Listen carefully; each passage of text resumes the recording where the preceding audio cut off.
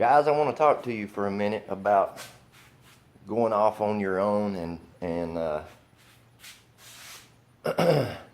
trying to take someone else's idea and make it your own when it comes to hot rodding and safety. There's a reason why off-the-shelf parts, why they're there for your consumption. Most of these name brand companies, they've got millions of dollars of research and development in their team behind all the products that they put on the shelf, and there's a reason. It's so that it works right and for your safety. I ran into an issue on my '56 Chevrolet where I needed more vacuum, and the vacuum on the back of my Demon carburetor was inaccessible because of the products that I'm using. So I decided that I would make a spacer and add 2 vacuum ports here. One for my PVC, or for my PCV valve, and one for my brake booster. I was unable to come off of the intake here with a T because of how this Demon carburetor, the shelf, as you can see on the back of it, would not allow it. So like I said, I made one, and I've put probably 1,400 miles or so on this engine, and the truck got dirty through sanding for a fender that I'm finishing here, and so I decided just to take the old truck down to the car wash and spray it off real quick. Pulled in to spray it off, and you know how hot rodders do. They jab the gas a little bit before they shut it off. Well, when I jabbed the gas a little bit, the throttle hung. First time it's ever done it. If it's never happened to you, it is an attention getter, I assure you.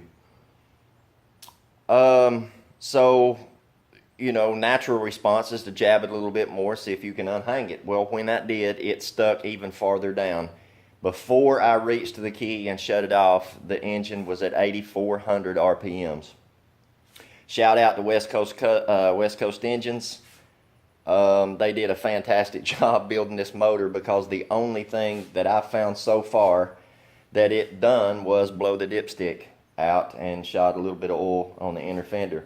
Engine held together. I know it wasn't there but 3 or 4 seconds, but still 8,400 RPMs on a stock 350 is asking a little much. So I've been troubleshooting, and back to the very beginning of my story where I fabricated my own spacer. This is what I found. If you'll see this little notch right here, hopefully you can see that. There we go. The throttle blades inside the carburetor. Pick this up where you can see it. Those throttle blades right there. As you can imagine, when they dug in to the side of this, it sort of stuck there. Apparently, through my lack of a team of research and developers, I did not cut this out far enough. You notice that I have marked everything that needs to be taken out. That is the aha that I was looking for. I'm a industrial mechanic by trade. This is what I do for a hobby. This is what I like to find. I like to find definite, what I call ahas to a problem. I like to know when I found something that is the definite culprit. It makes me feel a lot more confident in driving the truck.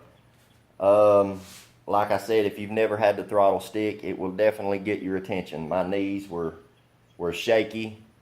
Um, that wasn't the only instance. After I pulled out of the car wash, obviously I worked the throttle a few times while I was at the car wash to, see if it was just a freak, accident. And the throttle worked perfect. Couldn't feel anything, couldn't hear anything. Engine revved right back down just like it was supposed to. So I pull out of the car wash, and about 500 feet up the road is a stop sign, and the throttle hangs again. I come to find out the brakes on this thing work really, really well. It was able to hold the truck still long enough for me to shut the truck off again. But guys, I just wanted to hit base with you real quick about doing your own thing and safety. It could have been catastrophic. I could have hurt myself. I could have hurt my truck. I could have killed somebody else. Remember, when you're in the garage, that the things that you do when it comes to the drivability of your hot rods doesn't only affect you, it affects those on the road around you. Be safe, have fun, don't stop hot rodding, keep turning wrenches.